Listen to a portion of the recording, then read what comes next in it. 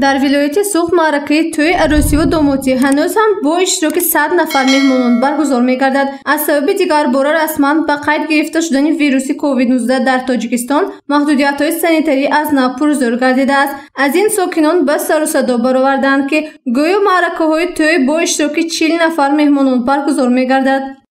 در همین دوره در پاندمی معرکه مراسم ها باید چطور گذرد در جلسه کمیسیه گفته شده است و من باید قاعده بگم که چخیلی که ترتیب ماه مارت از جانبی کمیسیه جمهوری معین شده بود، یعنی معرکه مثلا توی دامادی عروسی که امروز ما برپا شده است با تعدادی تا 100 نفر شهروندان اجازت هست، فقط با رعایت طلبات های بهداشتی. ستاد جمهوری اوید پیشگیری از بیماری سرایتی کرونا ویروس قرار نکرده است که شماره مهمانان در معرکه کم کرده شود. حالا مهمانان در توی‌ها و معرکه‌ها با نظر داشته همه قاعده‌های بهداشتی، پوشیدن نقاب، استفاده محلول آنتیسپتیکی، معاین نمودن حرارت بدن و رعایت فاصله اجتماعی اشتراک می‌کنند. مثلا اگر پیشتر در یک میز 10 نفر مهمان را جای دهند، حالا باشد با نظر داشته فاصله اجتماعی در آن 5 نفر مهمان را جای می‌کنند.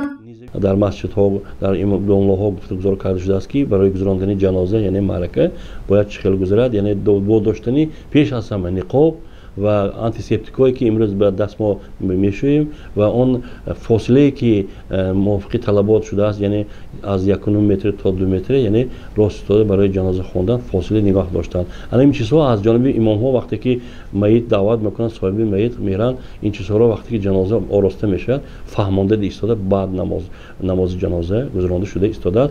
به غیر از معرکه توی عروسی و دامادی، مراسم‌های عزاداری نیز با رعایت قاعده‌های بهداشتی برگزار شده ایستادند. در مراسم‌های عزاداری نیز استفاده نقاب، فاصله اجتماعی، محلول آنتیسپتیکی حتمی است.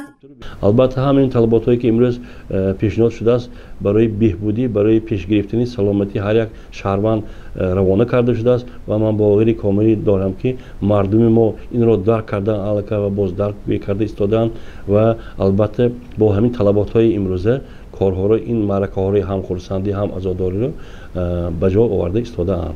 به سر و صداهایی که گویا توی 40 نفره می شود باور نکنید، زیرا مقامات حالا اوید به این مسئله یگان معلوماتی نداده است. معرکه توی حالا با اشتراک 100 نفر مهمانان با رعایت قاعده‌های بهداشتی برگزار می شود. گزارش مهرانگیز عبداحد و نسیم رحیموف برای برنامه اطلاعاتی خبر.